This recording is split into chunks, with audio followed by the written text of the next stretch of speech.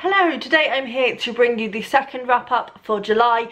The second half of this month went really well. I got 6 books read, taking my total of the month up to 10, I think. Maybe 9, I might be adding a book in there. I can't remember if I read 4 or 3 at the start of the month. But I certainly have read at least 9 books, which is much better than my running standard for the moment, so I'm quite happy with that. A lot of the reason for that was readathon, which I will get to in a minute, but I'm going to get started anyway with the first book I read, which was on my Kindle and was very kindly sent to me by Accent Press. It was Skin Deep by Laura Wilkinson. I was sent this pre-publication, but time has just gotten away with me. It was published on the 15th of June, so you can go out and buy this now. This is a story that kind of looks at how we perceive beauty, and it starts, we meet Diana, who is a art student at university in Manchester in the 1980s, and she comes across a hidden room in a party that she's at, and it has a deformed child in it.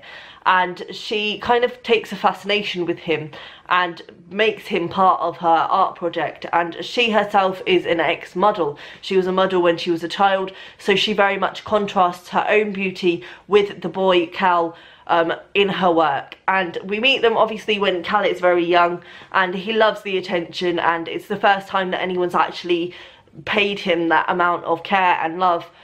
So he really enjoys the process of being with Diana and being in her work, but we follow them throughout their lives, and as time goes on the relationship becomes much more strained, and Cal resents the way that Diana is trying to make him into an art project all the time. I really feel conflicted about this book, because especially for the first sort of probably 15-25%, I was absolutely just disgusted with the language in here.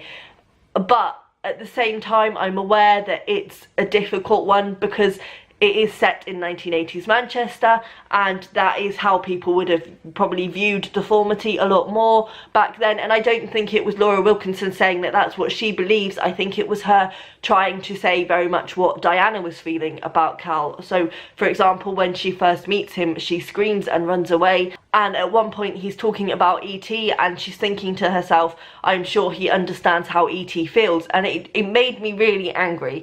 I think that was a terrible representation to start with.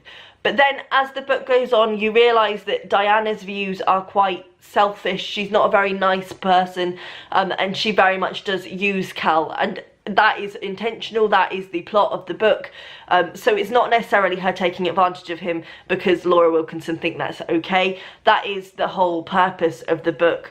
But I kind of felt like, I don't know if it was me being overly sensitive, I felt as a whole the book kind of was a bit negative in terms of representation, and there were certain points where it almost was suggested that life isn't worth living if you've got a deformity and things like that.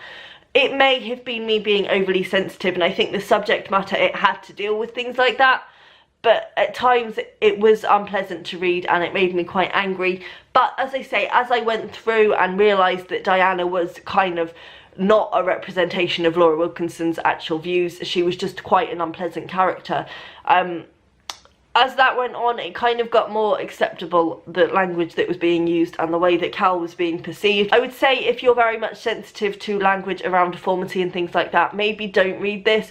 And that's such a shame, because I think that's absolutely not what Laura Wilkinson intended. I think she very much wanted to look at how wrong it is, the way that deformity is treated. But by doing that, she almost kind of stepped into the territory of being wrong herself. But other than that, I did enjoy the process of reading this, and I think the overall message was a positive one. And it was very much about self-acceptance, and the way that Cal has always wanted to have surgery to correct his face. Obviously, he's never going to be completely 100% fine, but he wants to have surgery to sort of lessen the impact of his deformity, and he does end up getting some of that surgery, and we look at the way that he still can't accept himself. And Diana sort of says to him, this is what I'm trying to tell you, you have to accept yourself for you and find the beauty within yourself before you can be happy with your appearance. And so the overall message was really good, and I did enjoy the reading process, and it does have a special place in my heart. But it is not without its problems, and I think that would be the same for any book that deals with a subject matter like this. But overall, I did enjoy this, and I would recommend picking it up Then it was time for Booktubeathon. I have done a wrap up of my Booktubeathon reads, which I will link down below. So I'm going to talk about these really briefly. If you want to know more, please check out my video down below. So I read Anita Bruckner's A Start in Life. This is about an intellectual woman who has sort of shunned life in general and social gatherings and everything else because she loves reading so much, and it looks at kind of what impact that has on her life. We also see her parents and what impact they have had on her life. It was good, I enjoyed it, but the ending was really abrupt. I feel like it just completely rushed, and Anita Bruckner kind of got to a point where she didn't know where to go, so it was just a very sudden blah, blah, blah on the page. That kind of ruined it for me. However, I did enjoy the process of reading this, and I would recommend it for book lovers. Then I read Maya Angelou's I Knew Why the Caged Bird Sings. This is an autobiography, so it was also my non-fiction pick for the month. It was a very gentle autobiography, and I was expecting it to have a bit more oomph about it. That said, it was sweet and lovely to read. It was funny in places, it was touching in places, and it is generally just about her early days. There is obviously some struggle with race in here. There's also struggle with abuse in here, but generally it is just a gentle read, and Maya Angelou can certainly write. So it was enjoyable, not as impactful as I was expecting it to be, but I would still recommend. Then I read Magic for Beginners by Kelly Link, which was my favourite book of the Booktubeathon. This was an instant 5-star for me, and it was also my short story collection for the month. This is a sort of magical realism short story collection, but it just is phenomenal. The language is amazing, the stories are amazing. The thing that I really love about Kelly Link is that she does outlandish magical realism. There are zombies and everything in this book, but it's done in a way that doesn't sort of take it too far. It's very much based in reality, so it's very much like what it would be if there were just zombies in the world. Like, it's not a big thing, they're just there. It was really good, and I would definitely recommend this, and I shall be picking up more Kelly Link in the near future. And then I finished the readathon with The Scatter Here Is Too Great by Bilal Tanweer. This was my library pick for the month as well. I picked this up purely because of the title. It was a slight disappointment for me. So this is about people in Pakistan. We follow a few different perspectives, and it bases around a bomb that has gone off, and we're following these people, and then they're all in the bomb blast in some way or another, or know someone who's in it, and it sort of looks at where they were and what they were doing and what was going on at the time. I think this had real potential, and I would certainly say that Bilal Tanweer can write, but for me it was very obviously a debut. I think some of the focus and some of the layout was a bit confusing. It wasn't always clear who was speaking for quite long portions of time, and because of that I found that my concentration was waning quite a lot.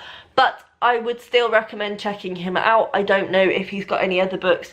I wouldn't necessarily recommend this one purely because I kind of did zone out for large portions of it. But I would certainly be looking out for Bilal Tanweer. I think he's one to watch. And then I finished the month, and this was not for the readathon, but I quickly crammed this in the last day of the month. This was Sexing the Cherry by Jeanette Winterson, which was on my readathon TBR, but I didn't get to it. This was probably my least successful Jeanette Winterson thus far. It was still a 4-star read for me, but it just didn't have the impact that the other Jeanette Winterson books that I have read had. So this is a multi-narrative book about a woman and a boy she finds called Jordan. It's very magical realism-y, and it kind of tries to play with time, but I don't know whether it does it completely successfully. So Jordan ends up being the first person to find a pineapple and bring it back to England, and it kind of just follows them on crazy adventures where they come across historical events, like Cromwell's in here at some points. There's also the Great Fire of London in here, and it looks at what part they played in those events, and it's all a bit crazy. And we also go to the future in the very end and look at almost reincarnations of them. So I feel like this kind of tried to do what Cloud Atlas tried to do, and for me, to be fair, Cloud Atlas didn't work either. I think the whole idea of reincarnation and things like that is not really something I can get behind, so that might have been why I had a less than positive experience with this book. That said, the writing was still amazing. There are still some passages in here that I will keep in my heart, so it had to be a 4-star for me, but sadly it wasn't the Jeanette Winterson that I know and love, and hopefully the next one I read will be back to her usual self. But that said, I think I am in the minority with this book. I think a lot of people seem to hail this as her best. It's certainly one that I had heard the most about going into her bar Oranges Are Not the Only Fruit, so I might be in the minority. I just couldn't get behind the time thing, and yeah, it just kind of went over my head a bit. So that was my reading for the second half of the month. Not too bad, I'm pretty pleased, and I feel like it's got me back into the reading swing of things. All I want to do at the moment is devour books, which is my favourite feeling in the world. So there we go. Let me know down below what you've been reading, and I will see you next time. Bye!